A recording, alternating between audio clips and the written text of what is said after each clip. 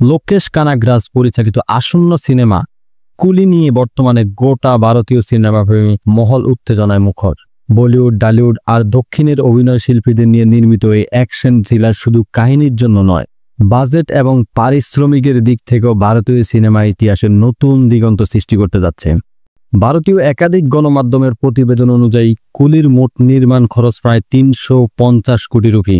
এর সঙ্গে প্রিন্টিং ও প্রচারের জন্য অতিরিক্ত 25 কোটি যুক্ত থাকায় সিনেমাটির বাজেট দাঁড়িয়েছে প্রায় 375 কোটি রুপির মধ্যে।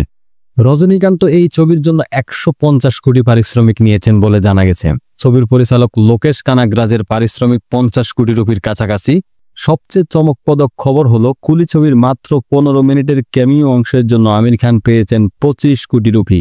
এছাড়া নাগার্জুনার পারিশ্রমিক প্রায় 24 কোটি। আর গানে বিশেষ অংশে অংশগ্রহণের জন্য পূজা হেগড়ের পারিশ্রমিক নিয়েছেন 2 কোটি রুপি।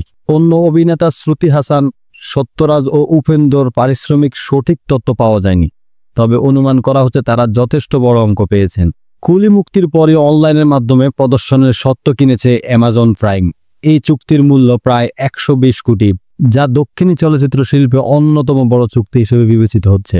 এদিকে মুক্তির প্রথম দিনের জন্য বিশ্বজুড়ে অগ্রিম টিকিট বিক্রির পরিমাণ ইতিমধ্যে 50 কোটি ছাড়িয়েছে।